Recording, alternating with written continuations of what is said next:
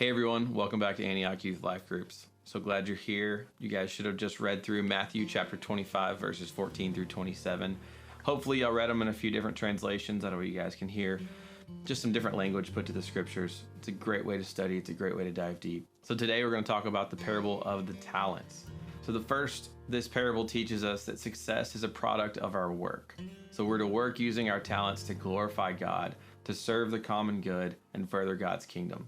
Biblical success is to work diligently here and now using all the talents God's given us to produce the return expected by the master. Each one of those guys were entrusted with a different amount.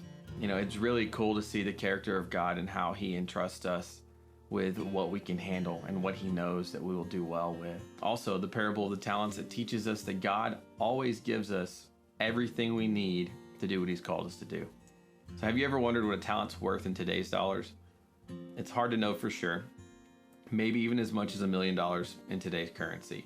And just as the master expected his servants to do more than passively preserve what had been entrusted to them, so God expects us to generate a return by using our talents towards productive ends. The servants were given enough to produce more. And it's the same with gifts that God's given us. So the parable of the talents, it teaches that we work for the master, not for our own selfish purposes. The money that is given to the servants is not their own. The capital that they make is not theirs to keep. So the servants are only stewards of the master's investment, and it's the quality of their stewardship that the master seeks to measure. We should maximize the use of our talents, not for our own selfish purposes, but to honor God. We should feel satisfaction and joy from doing our best with what God's given us in the place where he has put us and seeking to succeed in order to honor him. So each one of those guys, they were given different measurements, different amounts. One of them was lazy. He was rebuked for being lazy and burying it. He held on to it in fear, was afraid that the master would be mad if he risked it and lost it, but he didn't even try. I mean, think about that.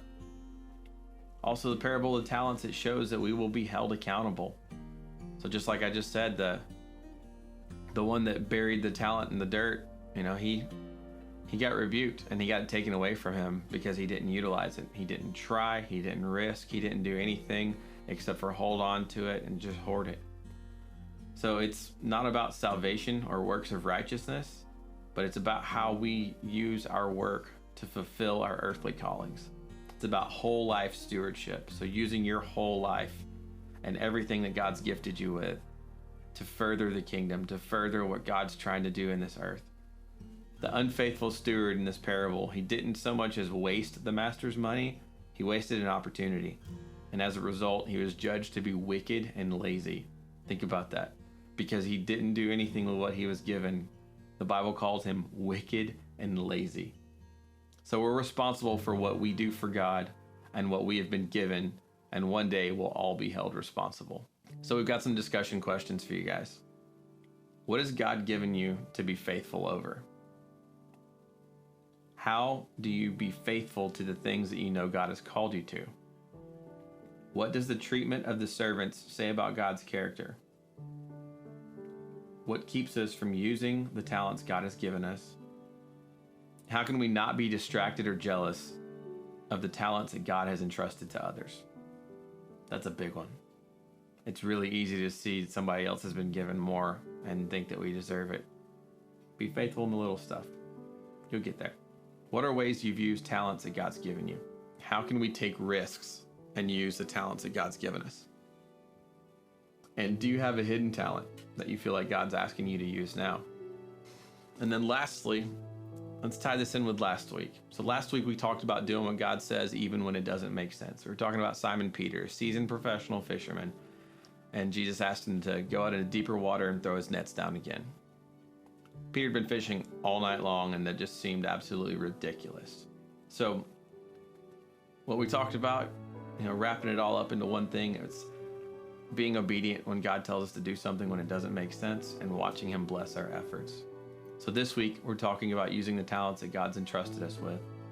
So how can we, if we feel like we've worked our tails off, we feel like we've just given it everything that we've got, and God asks us to take another step with the talent he's given us. Is it worth the risk? Is it something that you think you can do? Take a step and find out.